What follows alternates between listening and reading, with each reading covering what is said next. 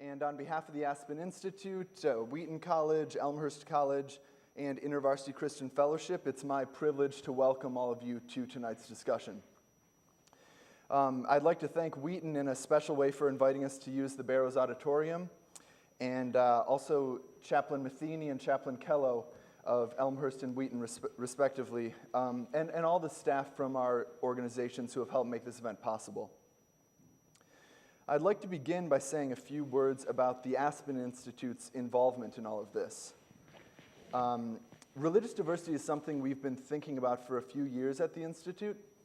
Back in 2011, Merrill Chertoff, who's the director of the Justice and Society program, was approached by a few different individuals separately who expressed concern about the increasingly polarized and negative discourse around religion, and especially religious difference in American society. And they encouraged Merrill to see if this was something the Aspen Institute might do a project on. And so in 2012, we launched the Inclusive America Project. Functions through a task force co-chaired by Madeleine Albright, former Secretary of State, and David Gergen of the Harvard Kennedy School. And it's a very diverse task force. We had a variety of Protestants, including Alec Hill. We had Catholics, Jews, Muslims. Mormon professor contributed some in an advisory capacity. We had a Sikh leader. We had even a humanist chaplain. And we got together with this task force in December 2012 and again in April 2013. And over the series of those months, they collaborated to produce this report titled Principled Pluralism, which contains recommendations in 5 key sectors: youth development organizations, higher education, media, religiously affiliated organizations, and government, with strategies to improve the quality of the discourse around religious diversity and make it more positive. It also includes a scholarly essay by Professor David Campbell of Notre Dame, and several short essays by panelists, including an excellent one by Alec Hill. And so we published this report in June 2013, and our task force said, we think we made some good recommendations. Can the Institute do anything to help put those into action? And so over the last several months, we've been working in the youth development sector with the Boys and Girls Clubs and the YMCAs, looking at how religious diversity affects each of their organizations, doing a needs assessment, trying to come up with some insights that could be useful to their organizations and other youth-serving organizations. And in the higher education sector, panelists' first recommendation was that universities engage in a public discussion about religious diversity by articulating the elements of their mission, identity, etc., that define their approach to religious diversity. And so tonight we're excited to talk about how Wheaton College and Elmhurst College think about religious diversity, and also how it affects the 900 campuses that InterVarsity Christian Fellowship serves across the nation. And so with that, I'd like to introduce our 3 panelists. First, all the way opposite me, we have Alec Hill, who has served as president of InterVarsity Christian Fellowship since 2001. Alec holds a JD from the University of Washington School of Law, as well as a BA in History and an MA in Biblical Studies from Seattle Pacific University. Alec has been a professor of law and ethics at Seattle Pacific and also the dean of its School of Business and Economics. Before that, he served as a regional director with World Relief. He is also the author of an InterVarsity Press book on Christian ethics in the marketplace, and he serves on the board of Christianity Today International. Dr. Philip Graham Ryken. I've got a fan out there. You got a fan, absolutely. I'll pay you the $10 later. Okay. Dr. Philip Graham Ryken, of course, needs no introduction here. He has served as president of Wheaton College since 2010. A Wheaton native, Phil attended Wheaton as an undergraduate, majoring in English literature and philosophy. He then earned a Master of Divinity degree from Westminster Theological Seminary and a doctorate in historical theology from the University of Oxford. Phil returned from England to join the pastoral staff at 10th Presbyterian Church in Philadelphia in 1995, preaching there until his appointment at Wheaton. He has published more than 30 books, including The Message of Salvation, Is Jesus the Only Way, and Loving the Way Jesus Loves. And last but certainly not least, Dr. S. Allen Ray, who has served as the president of Elmhurst College since 2008. A citizen of the Cherokee Nation and a former Roman Catholic seminarian, Allen earned his B.A. summa cum laude in philosophy from St. Thomas Seminary in Denver. He holds a Ph.D. in the study of religion from Harvard University and a J.D. from the University of California, Hastings College of Law. Before coming to Elmhurst, Allen worked for 12 years in academic administration, first at Harvard Law School and then at the University of New Hampshire, and he has also practiced law in Los Angeles and Boston. And so, welcome to all of our panelists, and just a note, we will save about 15 minutes at the end of our discussion tonight for questions and answers. So if you have a question during our discussion, jot it down or make a mental note, and we'll be happy to take it at the end. So I'd like to start off our conversation tonight by talking a bit about diversity and pluralism. Sometimes these terms are used interchangeably, but in our discussions with the Inclusive America Task Force, we use the term diversity to mean the empirical fact that America is home to many different religions and worldviews. We understood pluralism as a way of responding to this diversity. So Harvard professor Diana Eck defines it as, quote, the engagement that creates a common society from all that diversity, end quote. In our discussions with the task force, I think everyone recognized that there's a need for such engagement, some sort of intentional approach to diversity, but of course they had different ideas about what that should look like. So Alec, I'd like to start with you. You were the person who suggested principled pluralism as the title of this report and also the title of our event tonight. Could you speak about first your understanding of why Christians need to engage religious diversity, and second, your understanding of what principled pluralism looks like? And Joe, I'm not going to be rude to you. I'm going to talk out here, so just so you know, I think it's an audience. Why engage? I do think it's our reality. I was in Harlem recently at the City University of New York, and you just walk around campus, and it's not just the ethnic or sociological diversity. The religious diversity was obvious in terms of what people were wearing, what they were saying. I think another reason why engage, it's our heritage. When we think of the Apostle Paul in the book of Acts, when he went to Athens, he didn't shy away from the conversations, but went right up on the hill and engaged others. And then our mission, when we look at the Christian message back in the first 2 or 3 centuries, there was the Roman Greco world with all of its religious products and phases, Zoroastrianism in Persia, and then as you went further east, you'd have Hinduism, Buddhism. So the Christian church has always engaged with religious pluralism or diversity. The term principled pluralism came in part, I was a little nervous being asked on the Aspen Council, as Joe knows, because how are you defining the term religious diversity or religious pluralism? And on the one side, you have syncretism, which I don't care for, and that's where all the paints blur, a little Dalai Lama, a little Jesus, you get the idea. And, in the Old Testament, the Hebrew Bible, this is one of the great sins of the people of Israel, that they synchronized the local Canaanite religions and their faith. And what concerns me about syncretism is it gets to a universalism that all paths lead the same direction. You almost get a sense of bumper stickers. You see all the religious emblems, and they all kind of blur and blend. And we all hold hands and sing Kumbaya together. And there's kind of a notion that if I accept you as my friend, I have to agree with you in my worldview. That's my definition. It's a sort of a wide definition of syncretism. Principled pluralism, the reason for the term is it's trying to set it up as saying, hey, we believe different things, and we can still be friends. So I can accept you as a friend even if we don't agree. At the University of Boston, the professor Stephen Prothero has written a really good book called God is Not One. He identifies 8 of the major world religions. And the view of human nature, the nature of God, the nature of salvation, the nature of afterlife. He says it's insulting to sincere believers of any faith to sort of run them together because they're fundamentally very different in what they believe. One thing I appreciated about Joe's boss is when I asked her tepidly, coming on the panel, and she said, Alec, I expect there to be people in the room who theologically believe that the other person's going to hell. And I thought, well, that's an interesting way to put it. But it's the sense, again, that we can be together, we can have these conversations without agreeing. I do want to end on one note of hope, and that's common grace, Reformed doctrine, which basically says we all live together in a common society, we work for the common good. The rain and the sun affect us all. We're all creatures, creators of God.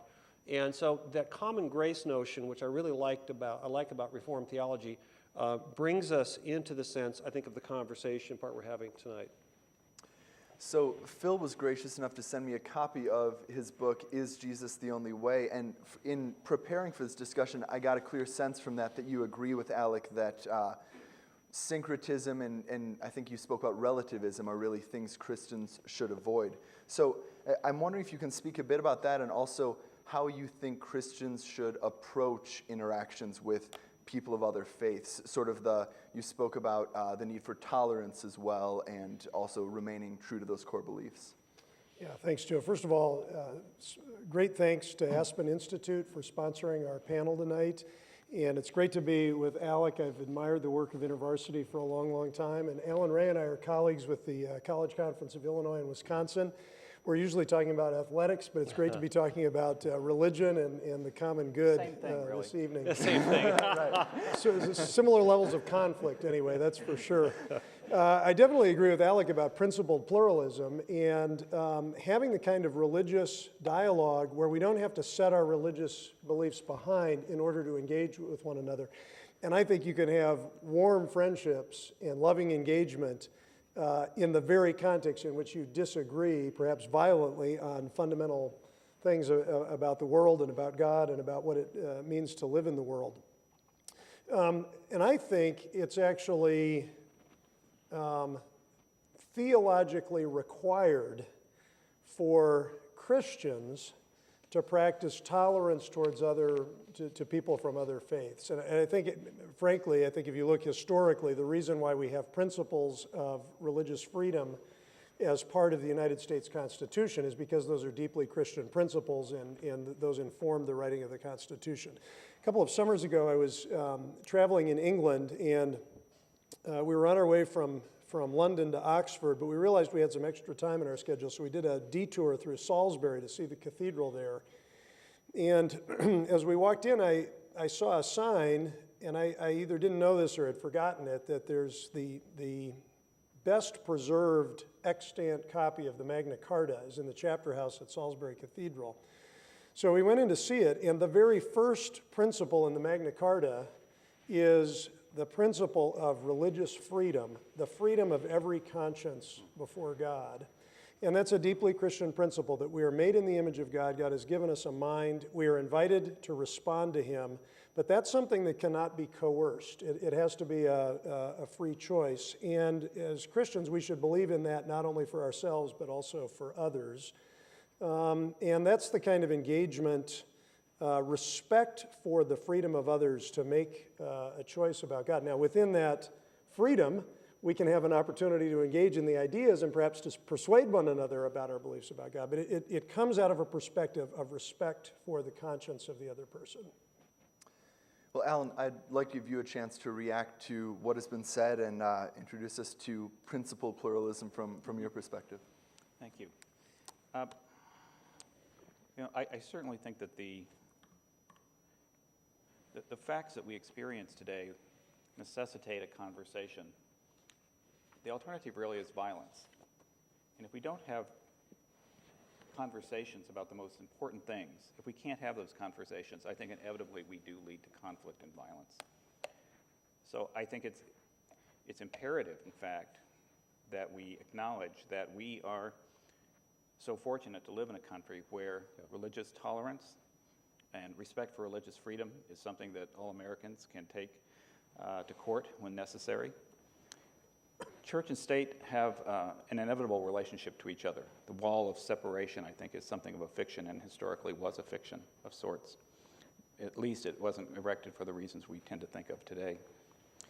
But we can take advantage of that relationship now in order to create spaces such as this one, where we can disagree, and we can come to a kind of at least a clear understanding of where our differences are. Mm-hmm. if they are fundamental differences about the nature of truth, for example, or our access to truth, or the constitutive role of culture in our ideas, or the instrumental role of culture in our ideas, I think that is the level at which we can take advantage of the kind of public spaces such as this one that we have in order to explore, and I hope, in a way, find ways of moving forward, not just within our own spheres, as nice as that would be, to be left alone, but to be able to find a common language that reflects shared understandings of reality. Because, to my original point, I think that unless we can find those common languages to deal with what we think of as most fundamental in the world, the risk of violence, the risk of conflict, or put it more positively, the perfective ideal, the opportunities that our world presents will not be realized. So, Alan, when you talk about common language to describe reality, you're not talking about agreeing necessarily about a religious viewpoint. Is that right? I mean, you could still have differences in how you view the world, but you have to have a way of talking about those differences. Is that what you mean by common language? It is. And in fact, I would use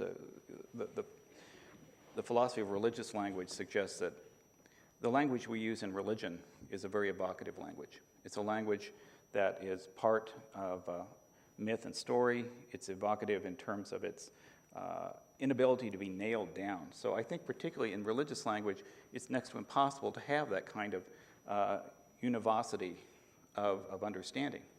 We couldn't, if we wanted to, share a common meaning. But it's to our benefit, I think, that religious language lends itself to a kind of flexibility. Alan, something you said reminds me of part of our conversation with the task force. Tolerance is a wonderful ideal, and I think a wonderful baseline from which to start. Tolerance can also be a very passive thing, right? You said being all left alone. Yeah. I'd like to throw it back, I guess, to you, Phil or Alec, whoever would like to take it.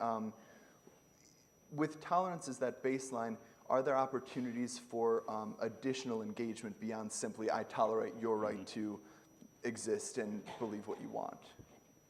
Yeah, the old definition of tolerance was, again, we like each other, we're civil, we have a common good in mind, we don't necessarily agree. What I'm seeing on university campuses is a new definition of tolerance emerging, that if I make you feel unsafe in any way, or I have to then lower my beliefs to that. So I think when we use the word tolerance, it's a tricky word because it means really very different things. The new definition actually means that if you're a minority voice that holds a view that isn't part of the conventional wisdom of the culture, you're actually, people are intolerant towards you. So it's kind of Alice in Wonderland, and it's flipped it on its head a little bit in terms of what tolerance means. Well, tolerance should mean, and just really assume, that we disagree about something. There's something that I have to put up with. Right. I don't actually like your view. I don't like your opinion, so I'm tolerating it. But to me, tolerance, if understood that way, should be kind of a minimum standard. So at a minimum, we would tolerate one another. But from a Christian perspective, the engagement I ought to exercise with somebody who I am also tolerating includes things like love, care, engagement, compassion. That's right. There are much more positive things. I mean, tolerance is a very minimal, I think, standard for engagement. Absolutely. Well, the subtitle of tonight's conversation, as you saw, is The Challenges and Opportunities of Religious Diversity. And, I think that reflects how the members of our task force understand the issue.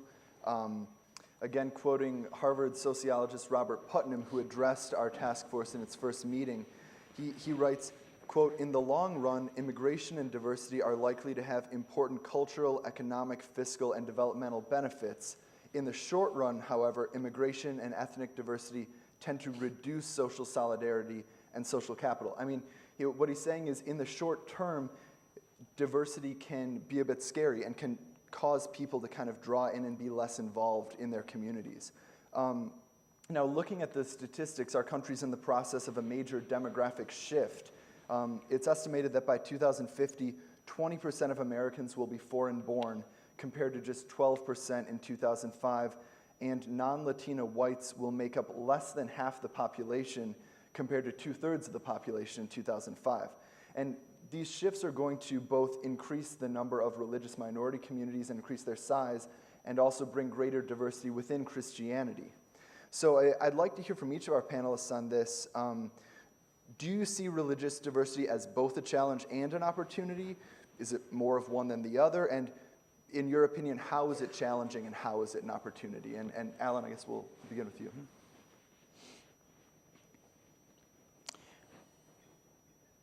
I think the arrival of people who are not like you in some way presents both challenges and opportunities. And if they are not like you religiously, I think you immediately begin a conversation at a pretty deep level. It's not like people that have a different baseball team, for example. This is pretty serious stuff. If we have immigrants that come with very different religious viewpoints, I think the challenge for us, first of all, is to become aware of the cultural presuppositions that inform our theology, our philosophy, our views of the world. It's yet another opportunity for us to have perspective on what we believe and why we believe it. It doesn't mean you put aside your belief, but it is a moment of clarity and self-revelation that the other provides you. So there is an opportunity, but also a challenge, I think, because with that new knowledge, what are you going to do with it? How deeply does that insight strike? For example, if the arrival of persons from the third world makes me suddenly aware of colonialism as part of their past, and part of my role in engendering or maybe even sustaining colonialism in their lives. What do I do with that? That's a very fundamental alteration of our worldview if we take the other seriously. But again, an opportunity interpersonally, I think, to rise to that kind of compassion that Phil was talking about. That kind of compassion is more than just tolerating the fact that you have a different point of view. I think an interesting thing to me is that buried in there is the idea of repentance. When you come across someone who's very different than you in our actual social and political world, the chance that somehow your life and theirs have unintentionally or maybe structurally interacted in a way that makes you, from that point forward, complicit in systems that may oppress them in some way. There is an opportunity to take that into account in your dealing with them and have that moment where you have to acknowledge that in order to move forward for the opportunities of the encounter. Phil or Alec on challenges and opportunities? Well, when in thinking of the demographic shifts, I remember being in a context in a largely Caucasian audience where the speaker was just documenting some of the demographic shifts. I mean, exactly the kinds of data that you had there. And the direction it was going is to just really emphasize that if you have skin the color of my skin, you're going to be a minority in the United States over this time frame. And at a certain point, the speaker stopped to say, now, how are you feeling about these statistics as I say them? And it actually drew out two very different responses from the audience. Some people were feeling somewhat threatened, feeling like it would be an alien context. Other people were very excited about the ministry opportunity, the opportunity to experience diverse cultures, the opportunity to love your neighbor. And it really drew out both sort of the challenge and the opportunity simultaneously. And I suppose many challenges are like that. They have a dimension of opportunity. And I think for Christians, thinking particularly of religious diversity now, not so much ethnic diversity, but religious diversity, there's always an opportunity to what we would call share the gospel of Jesus Christ, to talk about the good news of who Jesus is, what he has done for salvation. In a context, I've already said this, of respecting the conscience of the other person. It's not coercive, it's not manipulative, it's just a sharing of a faith and an invitation. So there's always that opportunity, but then there's also the opportunity to love the neighbor who is not like me. And that love is not contingent on the religious viewpoint of that other person, as if they have to follow Jesus the way I follow Jesus before I will want to have a friendship or do something in sacrificial service. So there's an opportunity for love and service as well as for what, particularly in the Billy Graham Center, we would call evangelism. Right.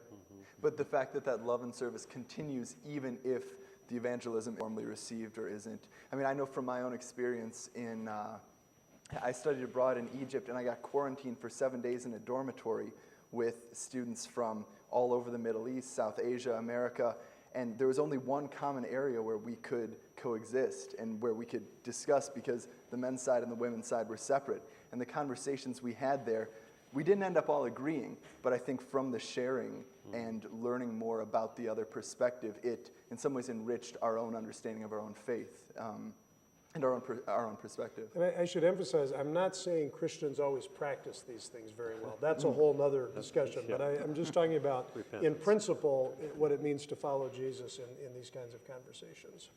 I think when we talk about religious diversity, there are really two conversations. There's the intra-religious conversation, and then there's a conversation between the faith folks and the secular society. And I think it was in American Grace, which is Robert Putnam's book. He says that the most dividing moment in America is when people either bow their heads to say grace over a meal or they don't, and that's about 50-50. It's a really interesting statistic.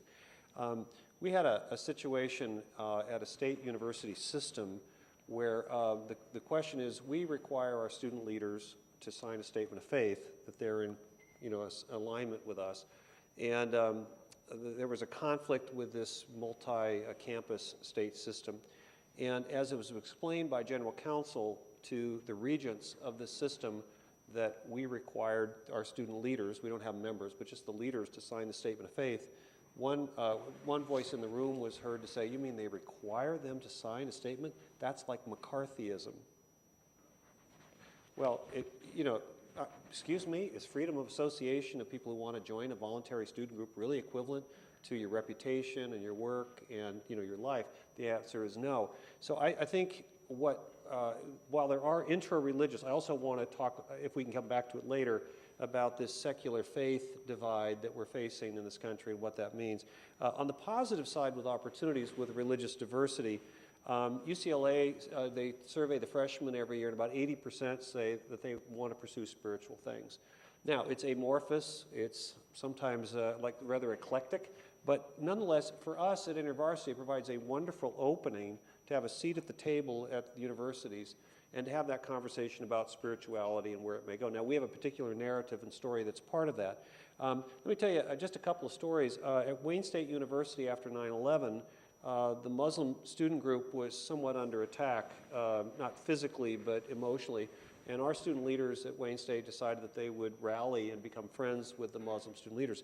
And this group continued, I think, for 4 or 5 years. And it was just the leadership teams, and they met monthly, year after year. And the Boston Globe got wind of this and came and did an article. And the groups were saying, well, what we do is we were friends, and the friendships were deep. We do service together. And then we try to convert each other, and there was laughter in the room. And that's the sort of principal pluralism of respecting each other, honoring each other, and befriending each other. The other story, which happened just a few years ago at Harvard, our chapter there was threatened being removed from campus, and the person who stood up for us was the humanist chaplain, Greg Epstein, who's an atheist. And Greg's a good friend of our staff there. They do a lot of things together. And Greg said, look, if we're going to have pluralism at Harvard, are you really going to shut out the 1/3 of devout believers on this campus? And it was reversed. So we're thankful for those kind of opportunities. And just a final thought on the Good Samaritan parable, which most of us are familiar with. I talked earlier about syncretism, and yet who was more syncretistic than the Samaritans? And yet Jesus uses the example of the hero in his story of a Samaritan. Who's your neighbor? It's the Samaritan who behaved in that way. So again, it's this tension between a faith which is strong and defined, but at the same time that is embracing and loving and inclusive in that way. Phil, you said there were those two reactions to the statistics, those who felt threatened and then those who felt excited or enthusiastic. I think in our society, we spend a lot of time talking about diversity and the value of diversity, but we're not always totally clear about exactly what we value about diversity. Alan, I was looking at Elmhurst's application and your website. It says the school is committed to diversity and that it strives to create learning communities that value diversity. Could you speak a bit about what specifically you value about diversity, especially religious diversity at Elmhurst? Sure.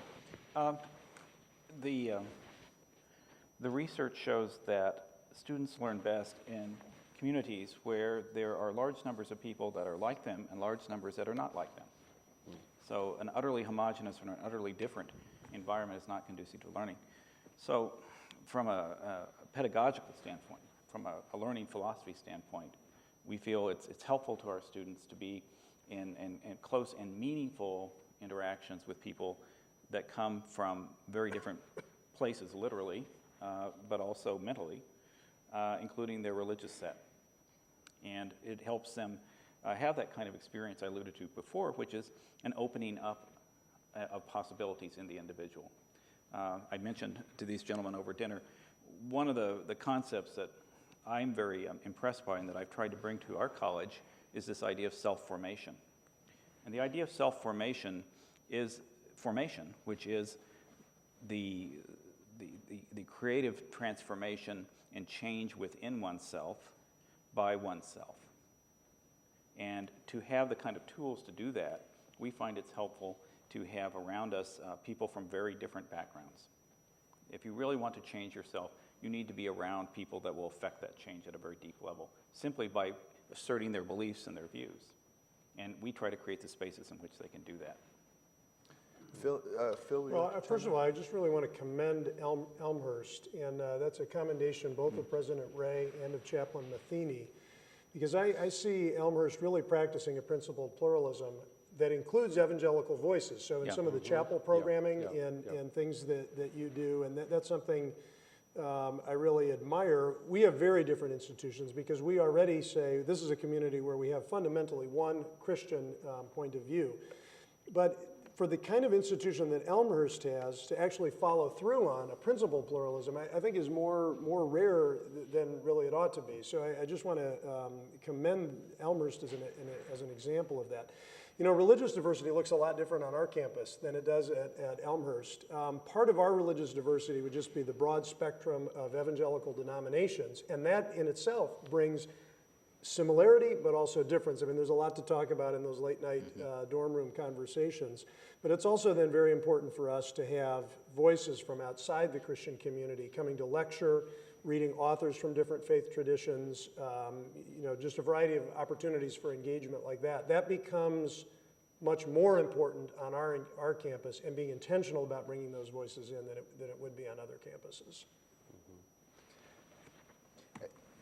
When we talk about, and Phil, I think you talked about this in your book, so I'd love if you could share it a bit with the audience. When you talk about the value of religious diversity, you're talking about the value of learning from other perspectives. How does it work, that sort of exchange? Is it something where you're open to changing your perspective on things, or is it I guess I'm wondering about the balance between the desire to learn from that, but also the desire to maintain, you know, your own identity and your own convictions. I think that's a challenge. In most conversations that you have that are vigorous discussions that involve points of difference, some change happens in you regardless. It may be that your convictions are strengthened and actually clarified through that discussion. It may be that you realize, you know, there's actually some strength to this other view, and I've got some things I've got to work on. Or maybe there's something I really admire in this position that in some way I want to incorporate it. I may not be, you know, totally rearranging my theological viewpoints, but I'm actually taking something away from that conversation. I'll just give you an example, and it's not quite well, it doesn't involve a multi-faith context, Christianity and another religion, but some of the most important conversations I had in college as a Wheaton College undergraduate were with Jay Wood, who was one of my philosophy professors, and I was his TA, and we disagreed about almost everything. Anything related to campus politics, anything related to theological tradition within an evangelical context. I didn't win very many of those arguments, if any, but the sort of internal dialogue continued for some years after that, and that I would realize, oh, you know, this would have been a really good argument in that conversation.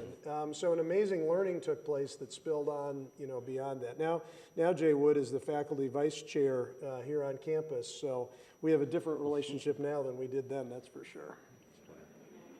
Alec, do you have any stories about InterVarsity sort of having that engagement with other, perhaps, student groups of other religious traditions, or? Yeah, I think with 900 chapters, we see a lot of interaction with a lot of different groups. And again, I'll tell a 9/11 story. I think it was Sacramento State, I may be wrong, But again, when the Muslim worship area was threatened in some way, our students were active and involved. You know, it's the other thing that it does, and I think what you're saying, Phil, is that as students engage with folks who are devout in their faith, which is different, it causes them to go deeper in their own. There's a lot being written about high school seniors and college freshmen about biblical illiteracy, that people don't know the narrative, they don't know their own story. So what happens when you encounter a devout Muslim or a devout Hindu, and you're kind of going, well, what do I believe about that? So there is a push-pull sort of thing that happens, which can be, it isn't always, which can be very positive for the person to learn more about his or her own faith. We've said a lot about learning opportunities. Another thing I want to talk about is the question of whether or not diversity properly approached and managed can actually be a source of strength or unity. I know that was something that was a big concern for our task force. How do we remain a united society, united nation with all of this sometimes bewildering diversity? And we chose as cover art, E pluribus unum, this motto from the Seal of the United States, out of many, one. Phil, something you wrote in Is Jesus the Only Way surprised me a bit, and perhaps you can explain it in context or explain exactly what you meant. You said that, quote, the creed of pluralism is at its most self-contradictory when it preaches diversity and unity in diversity. And so for me, I think I sort of see this as an example of trying to have unity and diversity. Could you explain a bit about what you're going through? Well, so that's an interesting comment. I mean, sometimes your things you write come back to haunt you, and you know, what was I thinking when I wrote that? Why did I say that? So that happens to me a lot. People usually when people ask questions about what I write, and usually it's amazing that they've even read what I've written, but it's usually something like this where I wonder, oh, what was I thinking then? So in the context, I'm talking about an approach taken to pluralism, religious pluralism, on the campus of Vanderbilt University. And I thought actually it was an illustration of something that was an unprincipled pluralism, because it was saying all of these different religions are really part of the same truth. And I want to have the freedom to say, well, no, actually, we have very fundamental differences about what the world is, who God is, if there's more than one God. Now, there are things that unite us and bind us together. And the example you're using is, relates to our citizenship in the United States. And there's a ground of unity there that actually draws strength from some of the cultural diversity that we've been talking about. But we shouldn't confuse, we shouldn't pretend that there's unity when there really isn't unity. And that's the problem with unprincipled pluralism. And I detected a little bit of that in the sort of Vanderbilt approach to diversity and unity and diversity, where the unity actually rules out somebody that takes a sectarian perspective. And I think that's actually, if you look at kind of how things have played out at Vanderbilt, there was something to that criticism, because Vanderbilt has had, I think, real issues with providing space for people that say, no, our religion actually, we don't agree with you. It's not part of the same religion. We actually have a fundamentally different religious viewpoint. And the unity wrongly construed actually leaves some people out. And I think that's the problem with so that whether I said it the best way or not, which maybe I didn't, that's the kind of thing I was driving at. If I can follow the Vanderbilt situation, I read your book, thank you for writing it, and the illustration was they had a unifaith or a multi-faith chapel, and you opened up a drawer and you got different symbols and you could do your thing there. And to use an art metaphor, it's kind of like at Vanderbilt, they wanted the paints all to run together into a common pool as opposed to them being separate portraits on the wall, if I can use that metaphor. And I think that principled pluralism is a problem, and I do think that those seeds that were planted 20 years ago have now borne fruit, because 14 religious groups have been excluded from campus at Vanderbilt. The other thing, you already made this comment, but let me just reinforce it. E pluribus unum, of course, is a political science concept, not a religious concept, and I think we all agree politically it's part of the common grace that we are part of one. And when you look at the First Amendment, in both the Establishment Clause, which says that the government shouldn't favor any one religion, and then you have the Free Exercise Clause, which means that different communities can self-identify and they can relate to each other, but they can be diverse. I think our Constitution enshrines the notion that unity is what do I say, it's optional and it's common grace when we meet, but that, there's not going to be an attempt like there had been in Europe prior to that in prior centuries to force into a state religion. So we're going to respect that diversity. And when de Tocqueville came in the 1830s, he was amazed at how much voluntary association there was, and even association between the groups. And I think that's why America is a very interesting. It's a highly religious country with a low sense of religious tension compared to others in the world. It's kind of a unique country in that way. I think that's part of the reason is the Constitution enshrined that. Well, and you have the liberty to be different. But going back to what you were speaking about, Phil, I guess it depends on the intent there. If the intent of this multi-faith space is to say we all agree on the same truth or we're all really worshiping the same God, that's an example of what you would see as very unprincipled pluralism. But Alec, thinking back to a conversation we had a few weeks ago where you talked about the inauguration of, was it Barack Obama? Yeah. And you said there were all of these representatives of different religions.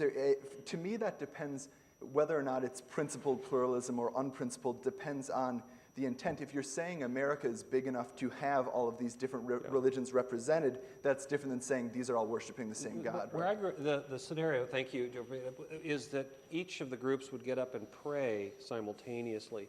And this was at the National Cathedral, January of 2009. I got a ticket and I went, and it was fascinating. But I had this little churn in my stomach when each religious representative was praying back to back to back. I have no problem with interfaith conversation or dialogue. What triggered my reaction was I read in the paper that the rabbi who was there was sanctioned by his synagogue because, again, they felt it was syncretistic, that somehow it ran. So, you know, it's not the fact that the religious leaders were sitting together and having conversation. It was that sense that all of our prayers somehow blur, again, the paint image to me. And I know that a lot of people might disagree with it, but I felt the same discomfort that the synagogue felt. Alan, I want to give you a chance to weigh in here on this question. Yeah, what do you think about the Vanderbilt Chapel? What do you think about the Barack Obama? The Barack Obama one is one I can speak to. The Vanderbilt, I have a feeling I should know more before I would say something about that. Yeah.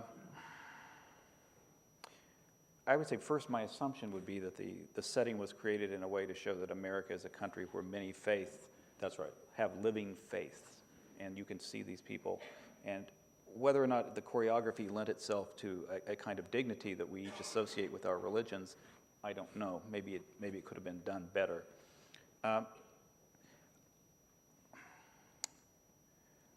I think the idea that everyone has the same belief at bottom, and if we only have a kind of tolerance, we'll find that somehow, is probably misguided. I would agree. I think that it does an injustice to the particularity of different beliefs. If we assume that we have understood that there's a transcendental unity to all of them, and now we can begin to have a conversation, probably to our advantage to do that. From my own background, I know Native American spirituality, I think, is very different from the particular kind of worship that happens in America in Jewish or Christian traditions. And I would not really be comfortable with people saying, really, they're all worshiping the same one. When people talk about the Great Spirit, for example, usually with an overlay historically of missionizing activity in the 19th century, hearing that kind of religious language and conferring on it a kind of a Christian character, I feel that some damage has been done to the particularity of that tradition. So in one sense, I think we have to have a conversation that begins by acknowledging that we are quite different. We may fundamentally be talking about different things, but that's a starting point. It doesn't preclude the possibility at the end of this transformative conversation, we may reach a different conclusion. We may find that we are actually talking about the same thing. I think the insult, if there is one, is in assuming at the start of the conversation that that's the case. It's something that really should be worked toward. And perhaps at some point one simply says we're not going to get there. You mentioned, going back to the inauguration, if there are better and worse ways to do that. To me, it would depend. See, prayer is an act of worship. And if there's one thing that we may not be able to do across religious lines, it's actually worship together, because those differences are so fundamental. But it would make a difference to me whether, in the context, these were, for example, prayers of blessing on the president from these different religious traditions, so that when the imam is offering a prayer, it's not as expected that I, as a Christian, will be able to enter into that prayer. That's an expression of Muslim faith. Another way to have done it might have been, if we wanted to emphasize that there are many faith traditions in the United States, would be simply to have words of blessing from a community for the president. And I think you could do that in a pluralistically principled way. And I think that gets to Alan's point about better and worse ways to do it, and understanding in that context what we are and are not doing. Joe and I have had this conversation about doing service together, which means doing justice projects and like we've done with a lot of our counterparts on campus from other faith traditions, but worshiping together, doing that kind of service where you're worshiping. I think worshiping is where it gets queasy. So that's my next question. You just said perhaps we can't worship together with everyone. Perhaps that in some way insults our identity or pretends that we're all the same. But so then what can we do together? And Alan, I know Interfaith Youth Corps has been very active on Elmhurst campus. Do you want to speak about what we can do together? Let me get into it this way, if I may. I've reflected on what we've done at Elmhurst and tried to identify essentially a 4-stage process that I think we go through. If I could mention that now, absolutely. I think it answers your question. I think on our campus, and I would perhaps generalize this a bit, the engagement of different religious traditions often begins with individual traditions, what I call charging their batteries, getting to know each other from the same tradition, telling their stories, doing their worship together, identifying their core beliefs, and educating themselves. It's amazing how many people really think they understand what they are, and they don't. So stage 1 is groups together understanding themselves. Stage 2, I would suggest from our experience at Elmhurst, is working together on common projects. I think nothing really opens up people to dialogue more than working together. If perhaps sharing a meal might be the only thing I would say. But common projects on our campus, like Habitat for Humanity, for example, service, get your hands dirty with service together with other people. And then reflect together as different religious traditions on what did that service mean to you in your tradition. Right. So mediate that conversation through a shared activity, a transformative activity, and then take that conversation in the final step, I would suggest, back to your own tradition. So coming back around, but this time changed, one hopes, by that service and that reflection on service with other people. And my feeling is that the nature of that interaction creates a kind of indeterminacy about where you'll come out at the other end in terms of your beliefs. I think that we have to be radically open to the transformative potential of shared engagement, dialogue, and service. And I would say as a Christian, I think we have to be radically open, if I can use that language, to the transformative power of the Spirit in our lives. The Spirit will blow where it will, and we can't predetermine where that's going to be. So I may have less of a concern about the syncretism that you refer to. If I look at it as a potential for learning more about what I think God wants in the world. What am I called to do, or what is our group called to do? So, well, I've had a chance to read some of the things Dr. Ray has written about this kind of service engagement with people from different faith traditions. What I like about it is this kind of starting with your religious community, coming back to your religious community, and reflecting together. I see that as something that potentially strengthens those connections. And to me, it's an example of principled pluralism. Although I will say that in certain contexts, it causes a little bit of a dilemma. Not so much the model you're describing, but it can cause a dilemma for evangelical Christians, because many times when we're involved in service, even community service, at some level we want to communicate we're doing this out of the love of Jesus Christ. We may even want to take advantage of opportunities to share our faith. And that's so much a part of sort of the evangelical impulse for these kinds of service. And that becomes at least complex and possibly not possible when you're sort of serving with other people from different faith traditions, and inappropriate in a way to say we're doing this in the name of Jesus Christ. So that's a little dilemma, I think, that evangelical Christians have to work out.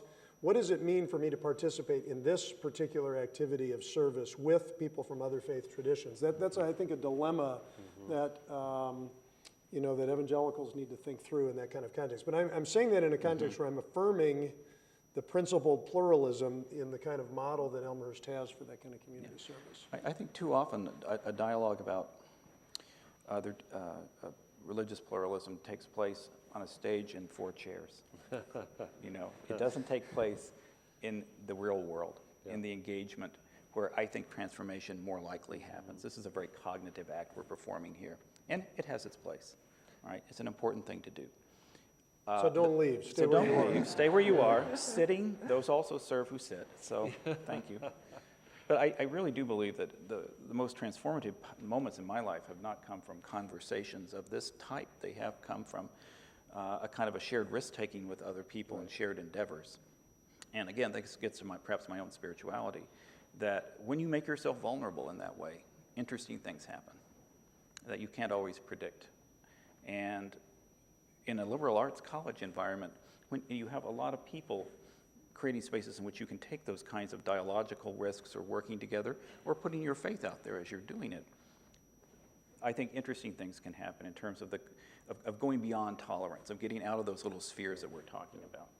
Or maybe realizing maybe we're further along that road I referenced toward saying, yes, we are talking about the same thing. Just one story. After Katrina, we began to send students down from Boston to do rebuilding work. And this grew and grew and grew. It's still going today. 400 to 500 students from the Boston area schools go. And the idea is that less than 50% will be of InterVarsity tribe, if you will, and the other 50% will be of other persuasions.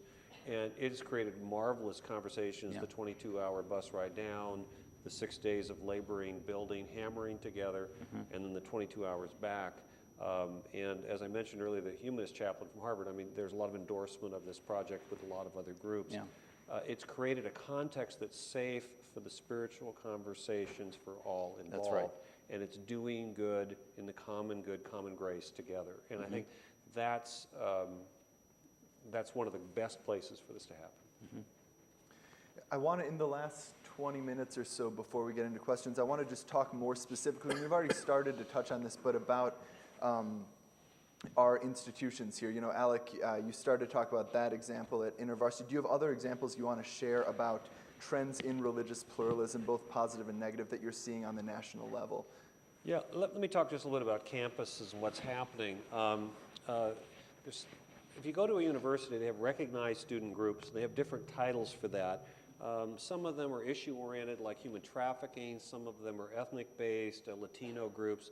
And in the past, the common practice has been to allow religious groups to select their own leaders based on faith criteria. So Ohio State, this is their statement.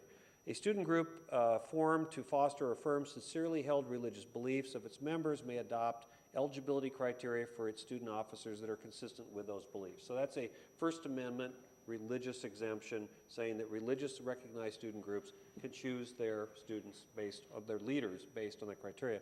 Well, in the last 4 or 5 years, there's something called the all-comers policy, which is being adopted by an increasing number of schools, which basically says that any student can be the leader of any group.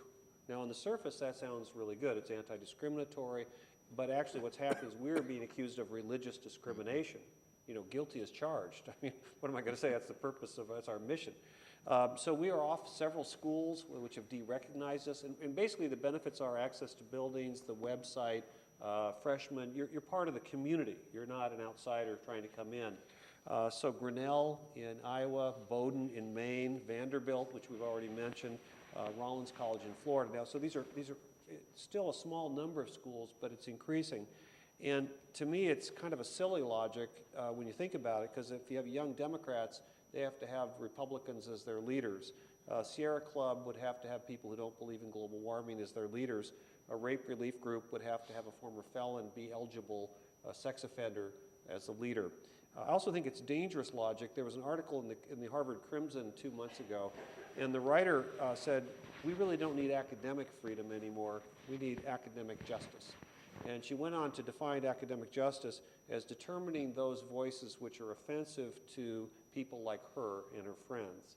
So it's starting to feel a little bit scary there. Principal pluralism, as I mentioned earlier, has this idea of freedom of association, which is one of the 3 rights in the First Amendment. And all we're asking for is to be at the table. One of the situations we're facing right now is in the 23-school California State University system. The prior chancellor instituted an all-comers policy, although he made exemptions for sororities and fraternities based on gender. He made exceptions for athletic teams on gender, and also for honor societies, so you can discriminate based on intelligence, which of course grades are discriminatory, right? So that's why I say, so we are now we have a new chancellor, and we're in conversation with him, but we're trying to find a pathway where we can stay recognized as a student group. And actually, we're partnering with the Muslim Student Association because they have similar issues they're dealing with. So I'd say this religious pluralism, how we fit on campuses, is very live. Sometimes we feel like the canary in the mine, and it takes a lot of my time and energy and emotion. Well, InterVarsity is definitely on the front lines of the fight for religious liberty in the United States today, and I just really admire your continuing on in those conversations, because I think it's important for healthy education on those campuses to have a wide variety of viewpoints. Is there another side to this, or do you agree with kind of how Alex sees this, Alan? No, I think that it's the maturation of a conversation that began in the 60s and through the 70s when you had identity politics. And I think the motive impulses of marginalized groups to take a place on the stage, the same kind of place that we're talking about now in some ways, was a good one. But what's beyond identity politics? Can we assert distinctiveness without taking on an identity label and then beginning a kind of a tedious political back and forth in what I've called a zero-sum game on the campuses? A zero-sum game where if you're occupying a space, someone else is not. Mm-hmm. And I think principal pluralism is the next maturation, perhaps, of that movement, in which we have to say, not every good is an equal good. It's good that everyone be able to have a place and support in our colleges. It's also good that we have a bias in favor of community or social responsibility, as we do at Elmhurst. But within that bias, to create the space in which everyone can have full expression of their fundamental self-identities, the way in which they're moving forward as people. So principal pluralism means I stand up for the humanist group, so they get a full opportunity. It means I stand up for the Muslims. It means I stand up for the Baha'i, and that creates tensions within my own religious community to be misunderstood. But if I believe in principal pluralism, it means that I need to ask for them what I ask for myself. Right. That's the golden rule, right? And I think, what's the alternative? Well, to go off and start your own place, right? If you're sharing a space, it's the old kindergarten logic. If you're sharing the sandbox, you're sharing the sandbox. Right? You can't say you can't have the blue pails because I like the red pails. But we have to have everyone able to have the resources of our colleges and universities, even if we don't agree with their principles. I think otherwise we're doing violence to the idea of a liberal education. Yep. And if we truly believe our positions, there are many ways to win the hearts and minds of people. But you certainly don't do that if you've excluded them. You mentioned this idea of a zero-sum game, and I think certainly in the media, the conflict between the very religious and the avowedly unreligious is one area where it's portrayed as not just a zero-sum game, but a very adversarial zero-sum game. And we alluded to this earlier, but I'll just mention the statistic. For much of American history, about 5 to 6% of the population would have checked the none box on a survey about religion. They would have said, I don't identify with any religious group. And today, that's close to 20% of the total population. Of adults under 30, it's even close to 30%. So just a tremendous increase in the number of Americans who say, I don't affiliate with any religion. Is there a way to make that relationship less adversarial between the religious and the non-religious, or to make it less of a zero-sum game? You're all dying to take this question. I can see. Great question. That's for you to pause. You just wait. You just wait. This is Joe's second time. You're doing a really good job. New moderator, I'll give you a moment to ponder that. Well, I tend to think of the clash between people who hold strong religious principles as being more of a place of conflict. So it partly depends on how the nuns hold their view. And there would be quite a spectrum there. There would be some people that would say, you know, I've never really had a religious background or spiritual, I don't associate, but I'm open to learning. I'm certainly willing to engage people on their spiritual viewpoint. There would also be some nuns who are in principle nuns, and they perhaps then, you know, that may be a more hostile conflict. I just believe no matter what the background is, or whether it's religious or non-religious, whatever the point of difference is, there ought to be a space in human relationships to say, I'd like to learn more. That was an interesting comment you made. Why do you think that way? And just genuinely engage people with what they have to say, and then find space within the conversation to say, you know, I completely disagree with you. And I think the reason I disagree with you is, you know, because of X. And now you're into an engagement where you've made it clear that it's comfortable to disagree about something and to acknowledge those disagreements within the context of the conversation. And I'm hopeful that we can make those spaces in almost any dialogue, whether inter-religious dialogue or not. We almost seem to have two groups of people on the edges. One are people who just love conflicts. You see them on the cable shows. They really love. I don't think there really are that many of them, but they're very loud. And then you have the conflict avoidant, who are large in number. And if I have any, well, I got to be careful how I say this, but with the millennials, there is a sense of being liked. It's the Facebook button. It's all of that stuff. And avoidance of conflict is a higher value in being nice. And then there are people in the middle who can handle, I think, both that. And I think we want to move more people into that middle category, away from the conflict avoidant and away from those who love the combat, to this zone of conversation and civility and disagreement. Mm-hmm. Alan, do you want to weigh in on that? that? Yeah, I think that both of those points are very well said. In some ways, I think the pause was because the juxtaposition needed to be broken down and nuanced, as these gentlemen did. My first thought when you mentioned on campuses the nuns, or many of these people, if you survey them, are religious seekers of some sort. These are people in transition. Right. And at a college such as ours, they're transitioning all over the place, from many different traditions.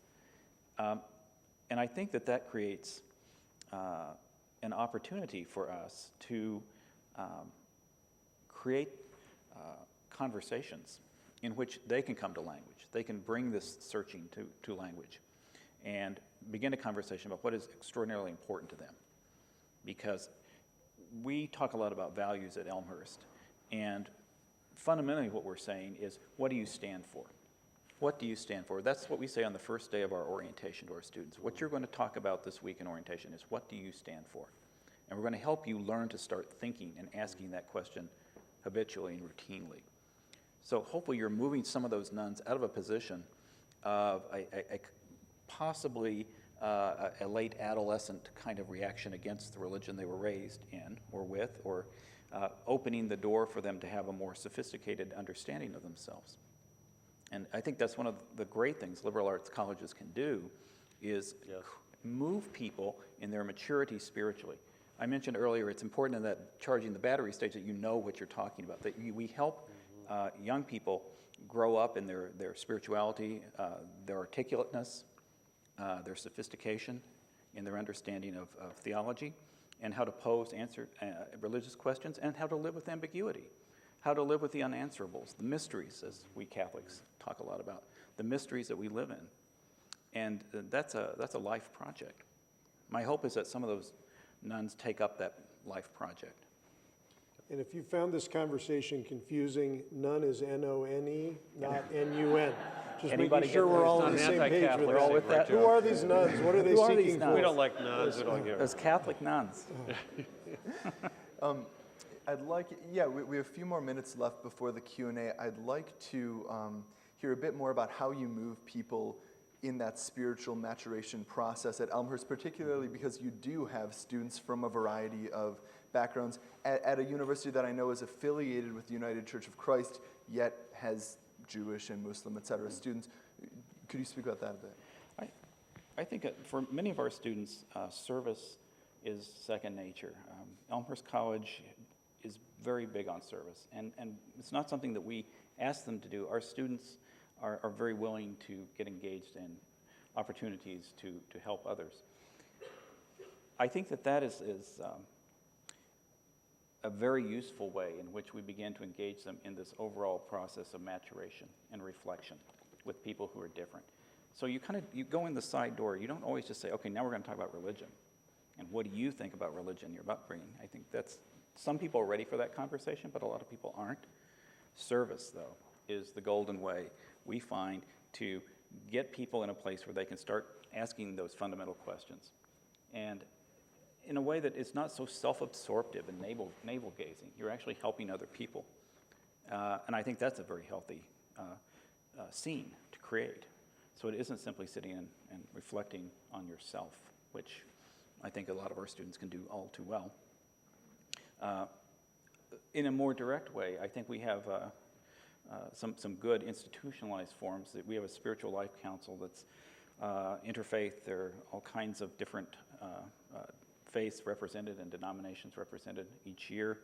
I know our chaplain who's with us has many, many opportunities for small group engagements throughout the year with these groups. Over a course of time, I have seen students, and I've gotten to know students who have taken up themselves. Their self-formation has become real for them. And most of the time, there's an overt spiritual or religious dimension to that. Sometimes there isn't, but I don't feel like we failed them if they aren't expressing themselves in theological terms. You can tell when people are filling with compassion and becoming much more the kind of people you would hope they would be when they graduate. Phil, I know the context at Wheaton is different in terms of religious diversity, but as you mentioned, you have a lot of intra-faith diversity. I think 55 Christian denominations in the student body or something like that. Can you talk a bit about what that process looks like at Wheaton? Yeah, so I mean, this is a campus where spiritual formation is taking place all the time. It's taking place in the classroom, it's taking place on the athletic field, it's taking place in music practice. I mean, it's just pervasive in this campus community. And on the one hand, it's a very homogeneous community. I mean, we have a statement of faith and that our students subscribe to in a community covenant, and so there's a lot of commonality there. But sometimes when you have a lot of affinity, then the things that are different about you actually take on a heightened significance. So a lot of the dorm room conversations around here, do touch on aspects of theology from different theological traditions, or you go to chapel services and there's a variety of worship traditions that are represented, some of which are very comfortable to you, but also some that are quite alien. And maybe even things that you've thought from your background were a little sketchy or a little suspect theologically, but then you meet somebody and it's clear they have a very authentic faith in Jesus Christ, and it surprises you a little bit. And there's a lot to work out and engage. And I think one of the things I like about Wheaton as an interdenominational college as opposed to a denominational school is that diversity, I think, makes us much healthier spiritually than we might be if we were quite insular within one tradition. What you mentioned there about the relationships where where at first glance you're like, your practice or something about your tradition is strange to me, is upsetting to me, whatever. But then through those late night dorm conversations or playing sports together, doing service together, whatever it is, you build a relationship. That's something powerful, and that's something that really came out in our report about as you develop those relationships, then it's not so abstract. It's not just some sort of theological discussion, but you're actually identifying the humanity in the other, I think. Alec, do you want to? I thought I saw you moving. I thought you wanted to jump in. No, but, well, we are about to the point for Q&A, unless anyone has something they... I would like to follow up your last question with one other observation about Elmhurst. The Niebuhr Center for Faith and Action is an important center on our campus. It's one of 3 centers, but it's unique in that it exists to help students discern their vocations. Some for the ministry, some not. And it does so, again, through action and dialogue. And I really feel that it represents an excellent paradigm for how a small liberal arts college that is blessed with the diversity of faith viewpoints that we have can bring people together around service in a way that helps our students in that kind of self-exploration. And it's really an important tool at our college for actualizing our self-understanding as a school where students are urged and encouraged to find their vocations. Yeah, and that comes back to having a shared society. I mean, if students aren't exposed to that sort of thing at college, how are they going to be prepared to enter this diverse society? So we'd invite questions from the audience. There are microphones in each of the aisles. I would just ask that you keep them questions, not extended comments, and that you address them to a specific member of our panel here. Microphone up there so that we can make sure we hear you.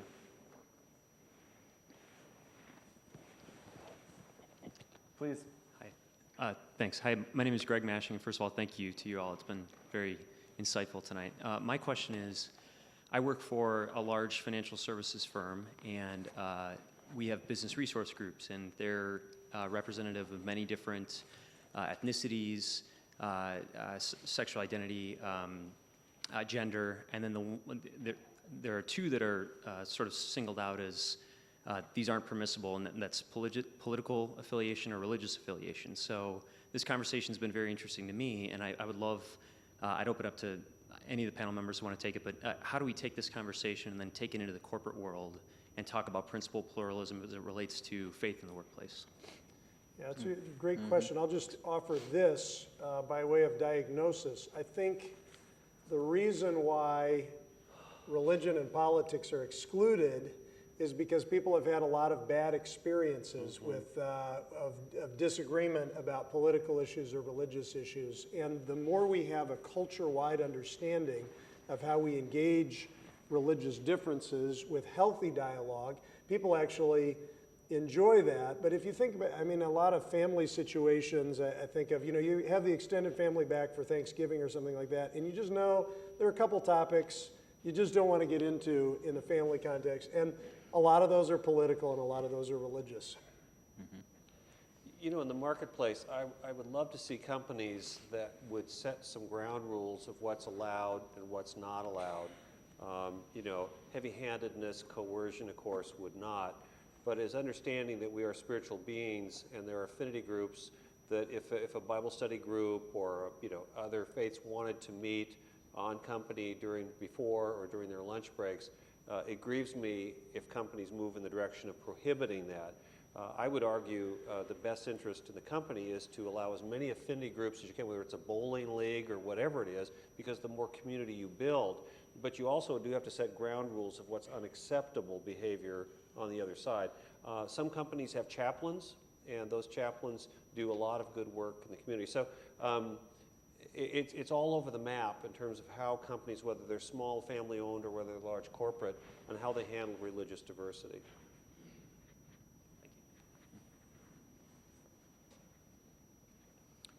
My name is Inam Haq. I work with Niebuhr Center for Faith and Action.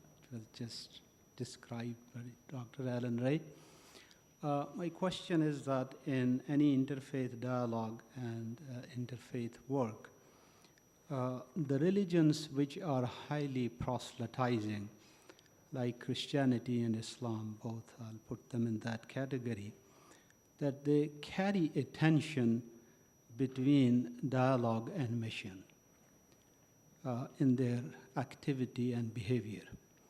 And sometimes, not always, but sometimes it happens, and it can happen, that despite their shared activity, really does not lead to genuine appreciation of the other, but a kind of disappointment that still this person failed to see the light and remains doomed. So, Yeah, I thought maybe it was a question for Alan, but maybe it's a connection with Alan that was mentioned at the beginning. I'll start in on it, though. No, I agree with the concern there that many Christians have bad manners when it comes to sort of sharing their faith. There may be something that is pushy or manipulative, and I think it helps as a Christian if I see my role as simply to explain what it is that Christianity teaches. And that leaves space for you to accept or reject that, which is a little different from me feeling like I've got to persuade you of my point of view. And I wonder if that can be sort of the trouble spot. So if I understood the comment and I'm engaging it at all, I think I agree with the comment. Yeah. Yeah. Amal Haq, again, is our Muslim co-chaplain here at Elmhurst. The witness, I think, that is most powerful is the witness of charity and compassion. And that, more than anything else, impresses me about and stimulates me to want to ask the other, where does your compassion come from? How can you do what you do? One of our trustees just came back from a trip to Central America where he spent 3 weeks helping the poorest of the poor engage in working in their villages in ways that were deeply unsanitary, incredibly unpleasant circumstances. This is a man of significant means, and he sees this as part of his mission as a Christian, and yet he never couches it in those terms. I know that about him. I know that's what drives him, but his example is extraordinarily powerful. And I hope we're moving to a time where that example of selfless compassion, the servant leader, becomes the primary means by which one wants to evangelize. If that's part of your self-understanding and your religion's self-understanding, that kind of example, I think, is an extraordinarily powerful way of opening that conversation. other questions? My question was similar and kind of piggybacks on that, but it does seem that there's sort of an inherent disrespect for pluralism when fundamental Christians who are evangelizing as a matter of faith, it seems like what they're saying is, I have something that you don't, and I want you to experience this salvation that I have received through the grace of God. And so that's, I guess I'd like to hear a little bit more too from Mr. Hill and Dr. Reichen about how the philosophy of evangelism honors pluralism. You want me to do it? I think there's an inherent tension which we have to acknowledge. On the one hand, the Christian faith is this great invitation. We've just been studying the Gospel of Luke, and you know, a goyim like me, a non-Jew, prostitutes, lepers are all welcome in. We believe in grace, not merit, which is a wonderful gift to the world that we're accepted in that way. And in Revelation, the vision that every nation and tribe will be there. But the tension, on the other hand, is this, that we believe in a holy God. We believe in human sinfulness. We believe in a need for a Savior. It's not merit. And then there's this John passage in the fourth book of the New Testament about Jesus' uniqueness. So I do feel this tension between this wonderful good news that I want to share, but also this sense of respecting and understanding. I think at this age and stage in life, I'd like to think I've reached a balance in that tension. I'm not saying that every 20-year-old on a college campus has the same sophistication in how to hold a deeply held conviction and share it in a way that is winsome and winning and loving of the other person. So, Phil, you want to take it from there? The only thing I would add is, I think ideally, and I think this is often where Christians fall short, so I agree with the point behind the question, is ideally in that conversation, you have the freedom, if you're not a Christian, to come back and say, I actually am happy with what I have. I don't want what you have. Or I think I have something that you don't have, but now we can talk and engage on what that looks like in your life and in my life. That's the conversation I would love to foster and encourage.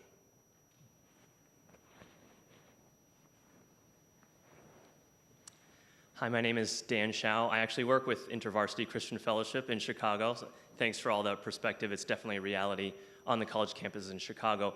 My question was mostly for Dr. Ray, but any of the panelists. I was really intrigued by your comments that principled pluralism is in a way a maturation of the identity politics in the 60s and 70s. I was curious your thoughts and other thoughts of, is this a stepping stone to another conversation, principled pluralism, or is this it? Have we kind of arrived? Or are the principles, do you sense shifts in the principles of principled pluralism? Right. I think for me, the evil in identity politics is it's essentialism. It's reifying the person. It's reifying the group's dynamics. It's ahistoricizing something that comes to us essentially historically. If that is not the case, and we don't want to aspire to build the perfect little silos to live in for identity politics, if we are all willing, and perhaps this is the common ground, to acknowledge the fluidity of our development, our culture, and its roles in developing our sense of identity as individuals and as group members, I have to think we really are moving toward a different place where we will realize identities are provisional. Identities are contingent. The person I think I am today, wholeheartedly, is not the person I thought I was wholeheartedly when I was 17, and perhaps not when I'm 80. The acceptance that people change, that the world changes, I think may be the next stage. And it doesn't mean that you surrender your views. It does mean that you're willing to surrender your views under certain circumstances. You may not even know those conditions at this point. But if you acknowledge that change is an inseparable part of life, I think that you have to take seriously the prospect that your identities are transient. And they may well be things that will stop serving you at some point, and that your attachment to them may even prohibit you from realizing their own deepest insights. So that may be a little bit difficult, certainly for me to communicate to you, but the nature of the question is a great one. What comes next? I hope what we're seeing is a relaxation of our need, an almost idolatrous need to grip something and hang on to it with dear life, because that's what I am. You know, I think as a Christian, I would say philosophically, that's not the way it is. And we do ourselves and others a disservice by clinging to those identities and the mechanisms, the political mechanisms that perpetuate them. The screamers on the edge that you referred to, what are they? They are the people that are trying to propagate identity politics and urging you to hang on to something for dear life. It's ultimately, I think, an act of unfaith. So thank you for the question. Hi, I'm Chrissy Croft. I'm a journalist with the Leader, Elmhurst student newspaper. And my question is actually for Dr. Ryken. And firstly, thank you guys for being here. This is really interesting. Dr. Ryken, you talked about the statement of faith in the community covenant at Wheaton. And I was wondering if you could kind of talk a little bit about what that involves for those of us from Elmhurst who aren't really familiar with it. And also if you could talk about how that might shape the student body, because some might feel that it opposes the idea of pluralism, but I'm just wondering if it still leaves a broad, open spectrum for the types of students here at Wheaton. So great question. We have two different standards on our campus. One is our statement of faith, which is a doctrinal statement, probably a little fuller, a little more extended than the InterVarsity statement of faith, but not too much larger than that. And actually, our students do not subscribe to the statement of faith. And I was a little unclear in my comment earlier. Our faculty and staff subscribe to our statement of faith. Our students are not required to do so. But every member of our community does subscribe to our community covenant.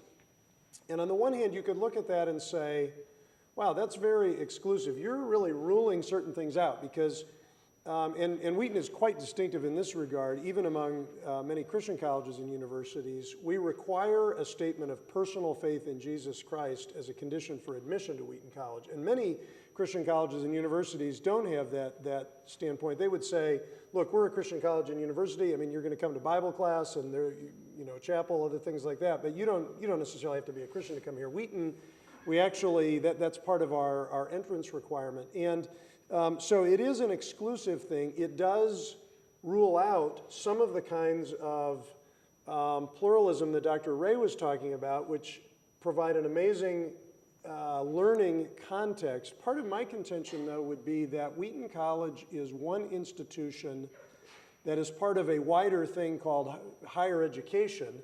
And it's healthy for us in higher education generally not to have all of these different institutions, which are each equally pluralistic, whether principled or not, and some are more principled, some are less principled, but actually to have some institutions that are distinctively from this religious viewpoint or that religious viewpoint. And, the vast majority of our students, probably 70% of them, will go on to graduate school. They'll do that at secular schools, but they have this season of spiritual formation in which they live in a particular kind of community, one that has standards, and our community covenant includes things that we think are just incumbent for all Bible-believing Christians, things like love your neighbor, don't gossip, don't steal. I mean, those kinds of fundamental principles, but also certain prudential rules. I mean, we're well known, I think, that we do not permit undergraduates to consume alcohol. We don't say it's sinful for all Christians to consume alcohol, but we do say, we think for this academic learning developmental community, that's a good standard for us to keep. So those would be a couple of examples. And if you're doing journalism on it, you can look at our community covenant on our website. It's easy to find. Thank you. I guess we'll take one more question here. All right. We'll take two if there's one more here. Okay. My name is Michael Rao. I have a question on one of the comments that I believe Dr. Ray brought up. You mentioned the tension, but it's open for anybody to answer. You mentioned the tension between, or you asked a rhetorical question rather, can we take on distinctiveness without subscribing to a zero-sum game? And you also mentioned that not every good is an equal good, and that it's good that we have a bias. My question is, does that, in some ways, choosing between different goods, does that not in some way, subscribe to certain values that might very much be in contradistinction to one another? And so there is that tension. And so how do you avoid, the syncretism that that everyone on the panel is so that is pushing against, while still having this commonality that somehow you can choose goods from, if that makes sense? I would say for me, I don't have the bias against syncretism because I think that it's an inevitable implication of this principle of change that I've been talking a bit about.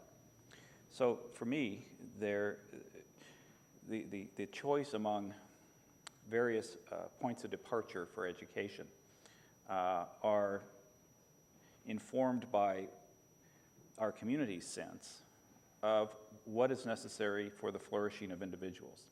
And we articulate that in terms of 5 core values. That's our substantive claim. That's the rules of the game. If you want to be part of the Elmhurst community, we have 5 core values. We operationalize those. We hold the community members accountable to them. You could say broadly they're principles of tolerance and service. They're each different. But we would be very clear, I think, certainly I would be, that we are making choices among certain numbers of different postures, I suppose, that one could take in setting up an institution like a college. So our core values are our stand. They set the frame for what we think will be most conducive to that kind of flourishing. I hope that answered some of your question. My name is Lauren. Dr. Ray, you referenced at one point that one of the consequences of interacting with difference is recognizing the systems and the structures that perhaps others have interacted with in negative ways that maybe we have participated in. You referenced colonialism. I'm curious to hear from all of you, actually, how you would navigate the question of Christian privilege, seeing Christianity as a sort of power and privilege that operates in the United States. Would one of you like to start? Well, that's an interesting question because I see that in somewhat of a historical frame. And I think to the extent that Christianity has been privileged in the United States, that's substantially less true now than it was perhaps in an earlier era. But it's a good question that I haven't spent a lot of time thinking about, actually. So I'm not sure I have a good answer to it. Yeah. You know, there's a lot of ways to read American history. And if you do look at the 50s, for example, you had a predominant Judeo-Christian framework within which the culture operated. And that's still, I'm a boomer, I was brought up in that period of time. I think the legacy is still there, but I agree with Phil that I think it is diminishing. Now, there's a lot of debates on how far it's diminished. But one of the problems with Christianity in a majority position is, of course, it came out of a minority position in the Roman world. And in some ways, we're at our best when we're powerless and when we're in the minority. And sometimes we're at our worst when we have more power and influence. Maybe that's enough said. I would like to think that Christianity could live with that kind of responsibility. Historically, I think the record is spotty in terms of mixed. Yeah, I would say that you know, my reading of it is the attention of the majority, the Christian majority, is drawn when those who feel disenfranchised by it bring that quite vividly to the attention of the Christian majority. I think it would be nice to think that we would all self-actualize and understand how we may be contributing to the oppression of other religious minorities in this country. But I think in point of fact, if you could draw an analogy to the civil rights movement, occasions in which minorities feel disenfranchised or marginalized have to be brought to the majority's attention. I'll give you an example. Native Americans have unique religious practices that often occur on large tracts of public land. And for decades, they've been trying to sue for the right to enjoy their religious practices on these public lands. In some ways, I think Native Americans are the ultimate religious minority in this country. The history of Native Americans is probably well known to all of you in this regard. It's only when you have Native American leaders speaking up and drawing attention to the ways in which American jurisprudence historically has emanated from the Bible, a portable means of religious expression, not in a way that Native Americans experience land, which is not portable, is not fungible, a whole different set of assumptions around our jurisprudence obtains. It's only when that's brought to the attention, I think, of courts or other persons empowered with enforcing that Christian privilege in our legal system, that there can be change in the political process. It's a slow and multi-pronged effort. So I think it is, if I could generalize from the example of Native Americans, I think one would anticipate that other religious minorities would probably have to employ those same multiple level strategies to make changes that would give them the space in which to practice their religions. And this will be our final question. Yeah, I wanted to, it's for everyone here actually, the four panelists. The word tension's been mentioned a few times, and obviously even the title of this whole session, pluralism. I've personally noticed, I grew up in the 60s like some of you here, and I grew from a non-Christian, nominal Christian background. I was so totally open, eclecticism was like my religion and so on. But then I found later that truth was important, boldness, these tensions of love and truth. And as Dwayne Lefton recently wrote, Word and Deed, there are always these tensions there. And I just wanted to see if you could comment on your own views of this. I personally found that younger people, my own experience, are so afraid of this tension because you have the unlovingness that goes along with boldness and so on, and a denial of truth. So if you could just address yourself to, I think this is an ongoing tension, but I think it is balanced by love and truth, somehow where the Holy Spirit will give some kind of balance. But if you could comment on that. We're really at time. Would you just address it to one of the three? Well, Phil, Phil, you want whoever wants or no. Phil, go ahead. Okay. Go ahead, Phil. Please, Phil. Yeah, so if I understood the question well, it's particularly a question, I think, for Christians, a balance of, or perhaps tension between love and boldness in our Christian witness. How do we, on the one hand, articulate truth, but then on the other hand, demonstrate love? But I think actually the kind of religious dialogue that we've been talking about tonight demonstrates both of those things, because there's a respect for the other person, a respect for the viewpoint of the other person, and that's a manifestation of love. It's a kind of love. But it also creates space in that dialogue to communicate truth. So I think that's the kind of dialogue we've been talking about tonight, which maybe gives us a way to resolve that tension. Well, and we certainly hope that this conversation, all the things we've been talking about, is the start, or is continued beyond this with further conversation. We're going to have the opportunity to do that with a reception. But first, I'd ask you to join me in giving our panelists a hand.